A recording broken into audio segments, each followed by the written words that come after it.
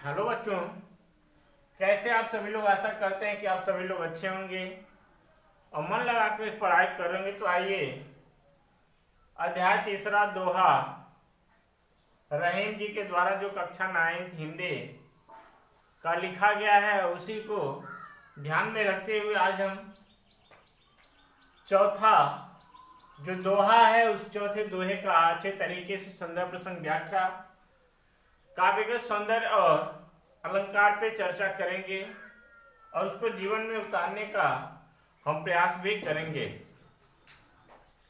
इसके पहले आप सभी लोगों ने जो भी हम वीडियो बनाए हैं, आप सभी लोग अच्छे तरीके से उसका अध्ययन किए हैं, कमेंट भी किए हैं, लाइक शेयर सब्सक्राइब जो किए हैं, मैं उसके लिए आप सभी लोगों को दिल से धन्यवाद देता हूं।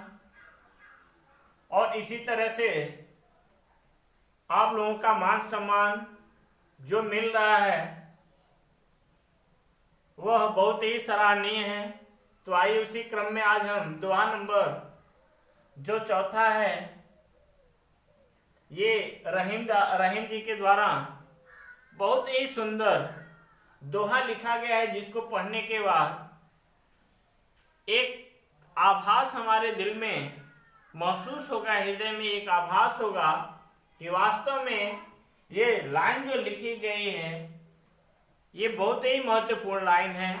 उसको हम अपने जीवन में उतारेंगे, उस पर हम विचार करेंगे तो हमको लगेगा कि कैसे कैसे दोहा लिखा गया है। तो आइए इस दोहे को हम समझने का प्रयास करते हैं। तो देखेंगे रहीम जी लिख रहे हैं कि रही मन असुआ नैन ढरे, जिय दुख प्रकट करे। रही मन असुआ नैन ढरे, जिय दुख प्रकट करे। जाहि निकारो गेहते, प्रश्न भेद कहि दे। रही मन असुआ नैन ढरे, जिय दुख प्रकट करे।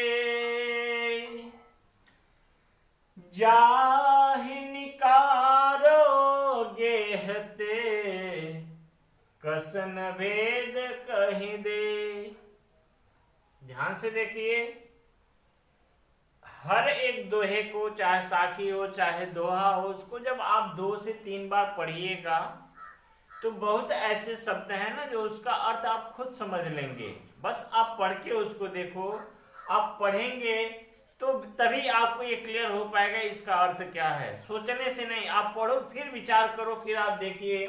अब देखिए रहीमन का अर्थ यह है कि रहीम जी कह रहे हैं, रहीम जी कह रहे हैं। एकदम आराम से आप पढ़िए। रहीमन असुआ नैन डरी। रहीम जी कह रहे हैं कि नैन माने क्या होता है? आंख, और आंख में क्या रहता है? आंसू।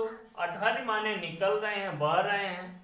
ध्यान से देखिए, रहीमन असुआ नैन ढरी। रहीम जी कह रहे हैं कि नयन माने क्या होता है? आंख, और आंसू कहाँ रहता है? आंख में रहता है। तो आंसू का घर क्या है? आंख है। आंसू का घर क्या हुआ? आंख हुआ। तो कह रहे रहीमन असुआ नैन ढरे। रहीम जी बता रहे हैं कि नयन माने आंख होता है, आंख में आंसू रहता है। ढर माने निकलता है या बहता है। आंख जो आंसू का घर है, वह आंख से आंसू क्या हो रहे हैं? निकल रहे हैं। और निकलने के बाद क्या प्रकट कर रहे हैं? देखिए कि रहीमन असुआ नैन ढरे, जिय दुख प्रकट करे। जिस प्रकार से नयन माने आंख से आंसू निकलते हैं और जिय माने हृदय का दुख प्रकट करते हैं। आपको यह बताया जा रहा है कि जिस प्रकार से आंख से आंसू निकलने के बाद अपने हृदय का दुख प्रकट कर देता है, उसी प्रकार से अगली लाइन में कह रहे हैं तो अपने जी माने हृदय के दुखों को क्या करता है, प्रकट करता है। जब आपको दुख मिलेगा, पीड़ा मिलेगी, तभी जाकर के आपके आंसू बाहर निकलते हैं। तो अगली लाइन में कह रहे हैं कि जिस प्रकार से आंसू आंखों से बाहर निकलने के बाद अपने हृदय की पीड़ा को व्यक्त करता है, बताने का प्रयास करता है, उसी प्रकार से जाहि निकारो के हते कसन भेद कहीं दे।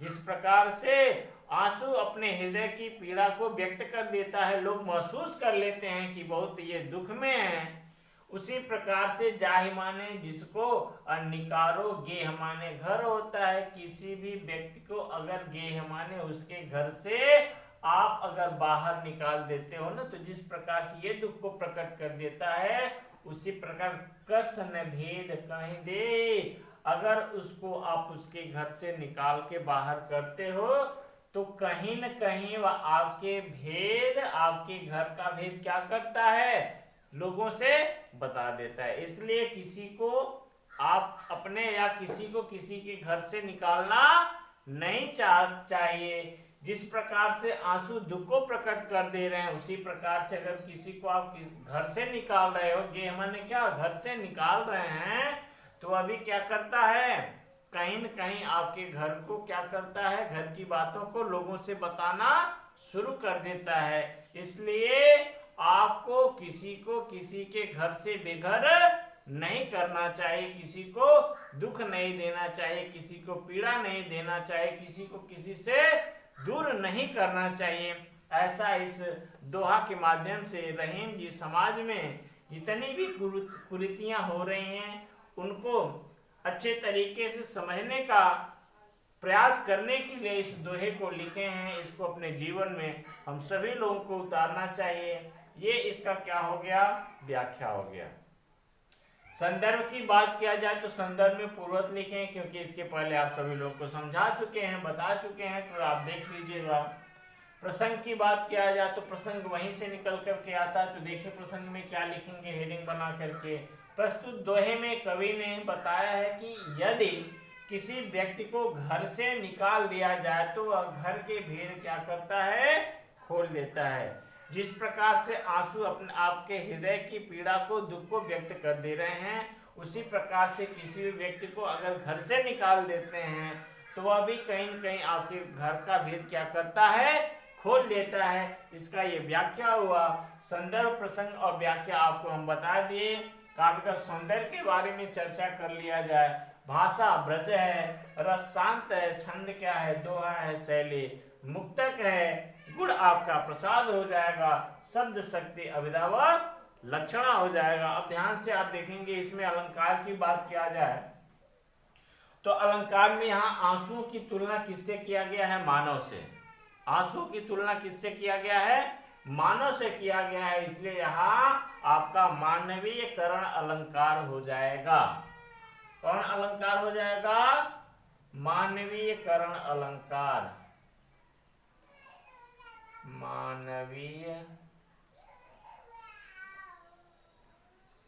करण अलंकार, मानवीय करण अलंकार। अब ध्यान से देख लीजिए आप सभी लोग। संदर्भ पूर्वत लिखे हैं। प्रसंग की बात किया जाए तो प्रसंग आपको बता दिए, व्याख्या बता दिए, काव्यगत सौंदर्य के बारे में भी आपसे चर्चा हो गई। अलंकार के बारे में अगर बात किया जाए तो वहां मानवीय करण अलंकार होगा।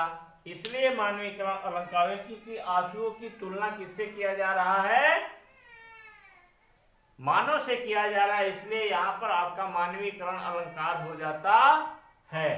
तो इस तरह से ये आपका कक्षा 9th हिंदी दोहा चौथे का अच्छे तरीके से आप सभी लोग अध्ययन कर चुके हैं। इसको पढ़िए और इस पे अध्ययन करिए और कोशिश ये करिए कि किताब के माध्यम से इसको आप पढ़ेंगे तो और भी आपके लिए बेहतर होगा, अच्छा रहेगा। क्योंकि बहुत ऐसे शब्द हैं जिसको आप अच्छे तरीके से इस वीडियो के माध्यम से समझ पाएंगे। इसका अर्थ आपको बता दिए हैं। और इस चैनल पे आप सभी लोगों का बहुत बहुत हम स्वागत करते हैं। धन्यवाद।